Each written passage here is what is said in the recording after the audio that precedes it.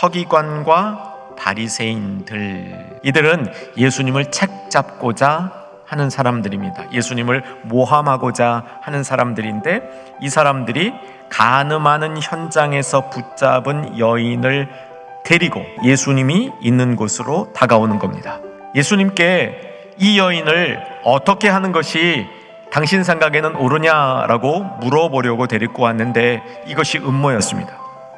모세의 법에 의하면 간음하는 현장에서 붙들린 여인은 돌로 쳐 죽이라 이렇게 되어 있었는데, 서기관과 바리새인들은 아마도 예수님께서 사랑에 관한 교훈을 많이 주시는 것을 보고 이 여인도 용서하라고 말씀하실 것이다 이렇게 예측을 했지요. 그렇게 예측대로 예수님이 움직일 경우 그걸 바로 고발하여서 예수님을 벌하고자 계획을 하고, 이들은 간음하던 현장에서 붙들린 여인을 데리고 온 것이죠. 예수님은 모세의 법을 따르시는 분입니까? 아니면 모세의 법을 따르지 않는 분이십니까? 이렇게 질문을 했던 것 같아요. 예수님으로서 좀 난감하죠. 그러다가 답을 주시는 겁니다. 너희 중에 죄 없는 자가 먼저 돌로 치라. 이 상황 속에서 이 말씀은 정말 강한 권위가 있었습니다.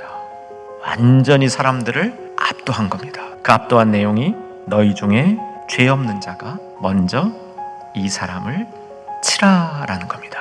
이 말씀은 자신을 돌아보라는 겁니다. 그리하면 남을 쉽게 정죄할 수 없다고 교훈하시는 겁니다. 모세의 가르침은 죄를 바로잡는 것에 있었습니다. 죄를 벌함으로 바른 공동체를 이룰 수 있다고 생각했습니다. 그러나 예수님의 방법은 죄의 근원이 어디 있느냐를 묻는 겁니다. 바로 인간 자체가 죄의 근원이라는 겁니다. 따라서 죄를 다스리는 가장 중요한 시작점은 자신을 돌보는 것이라고 예수님께서 가르쳐 주시는 겁니다. 사실 나를 돌아봄이 없으면 오직 범죄자들과 죄만 보입니다. 자신은 피해자라고만 생각을 합니다. 범죄자의 회복을 위해서 처벌하는 것이 아니라 나의 감정을 위해서 처벌하는 경우가 더 많이 있게 되는 것이죠. 형제들아, 사람이 만일 무슨 범죄한 일이 드러나거든, 여러분, 범죄한 일은 드러나야 맞는 겁니다. 밝혀내는 게 아니라, 꼬집어서 끄집어내는 게 아니라, 까발리는 것이 아니라, 하나님 앞에 잘못된 일은 아무리 큰 권력으로 막으려 해도 드러나게 되어 있고 때가 되면 다 나타나게 된다라고 얘기하는 것이죠. 신령한 너희는 온유한 심령으로 그러한 자를 반드시 바로잡고 너 자신을 살펴봐. 그를 바로잡는 일과 너 자신을 살펴보는 일을 동시에 하라고 설명하고 있습니다. 그래서 너도 시험을 받을까 두려워하라.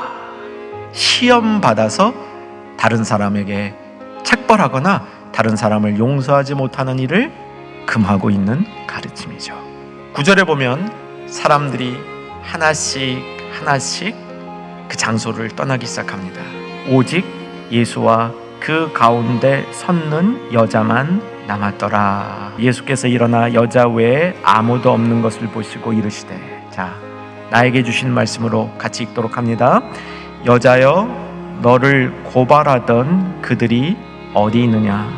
너를 정죄한 자가 없느냐라고 물습니다.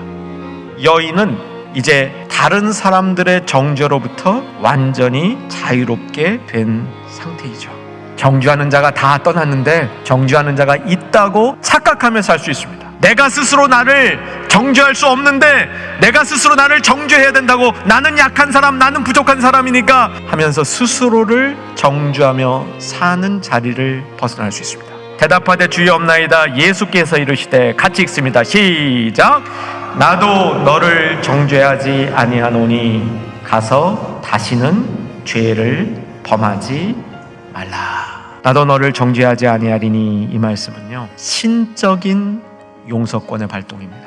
누가 용서할 수 있는 권한이 있는지를 보여주는 겁니다.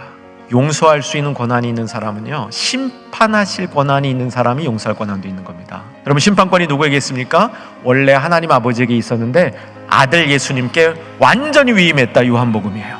그래서 심판권이 아들에게 있습니다. 따라서 용서권도 아들에게 있습니다. 그런데 그 예수님이 나도 너를 정죄하지 않겠다라고 말씀하십니다. 정죄권은 사탄에게 있지 않습니다. 나 자신도 나를 정죄할 권한이 없습니다. 내가 잘못한 일이 있다면, 내가 정말 돌이켜야 될 일이 있다면, 내가 누군가의 용서를 받을 일이 있다면 내가 할 수 있는 일은 통회하는 겁니다. 이 통회 회개와 함께 하나님 앞에 그 죄의 책임과 내가 가지고 있는 절망감을 들고 나가야 되는 것이죠. 이렇게 나가려니까 없었습니까? 부끄럽습니다. 심히 부끄럽습니다. 하나님 앞이라도요, 내가 잘못한 것을 들고 나가는 것이 심히 부끄럽습니다.